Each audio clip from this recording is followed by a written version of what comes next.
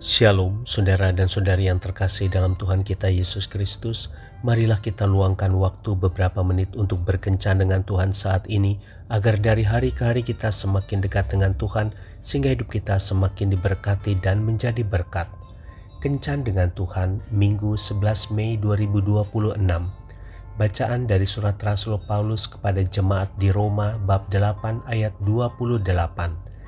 Kita tahu sekarang bahwa Allah turut bekerja dalam segala sesuatu untuk mendatangkan kebaikan bagi mereka yang mengasihi Dia, yaitu bagi mereka yang terpanggil sesuai dengan rencana Allah. Demikianlah sabda Tuhan, syukur kepada Allah.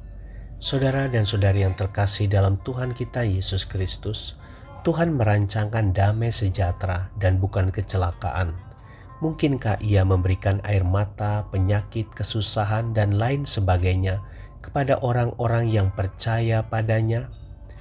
Pertanyaan dari banyak orang pengikut Yesus yang seringkali timbul ke permukaan.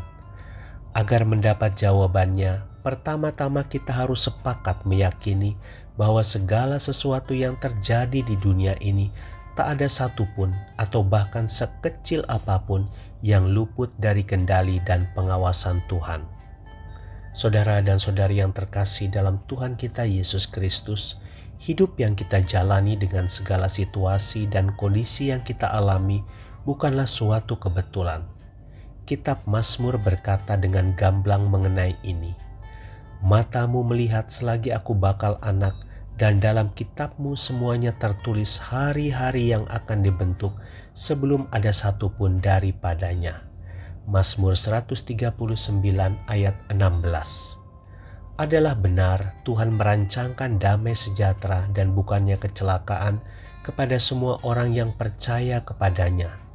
Namun jika hari ini atau hari-hari sebelumnya kita menjalani kehidupan dengan mencucurkan air mata, kesusahan dan kesengsaraan, itu semua boleh terjadi karena Tuhan mengizinkannya, sama yang Ia izinkan terjadi pada Ayub.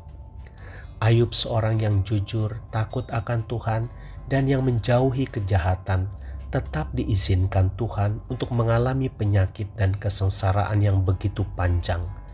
Tetapi lihatlah bagaimana Tuhan mengganti semua kesusahan dan kesengsaraan Ayub dengan sukacita dan berkat yang melimpah tepat pada waktunya. Pertolongan Tuhan yang indah pada waktunya juga dirasakan oleh Yusuf. Yusuf diperhadapkan dengan maut.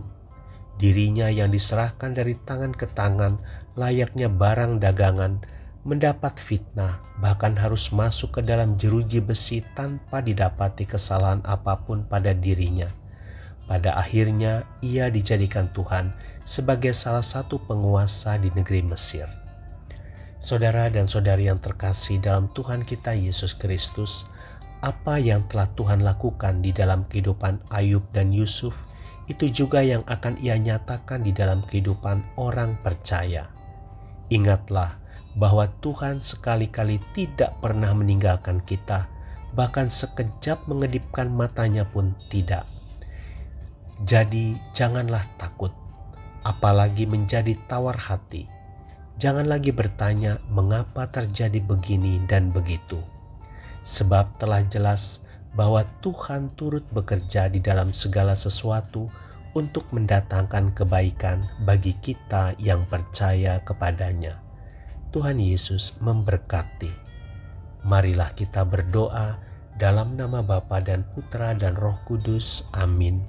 Tuhan Yesus, apapun yang terjadi di dalam hidupku, aku ingin selalu berkata, semua baik bagiku. Amin.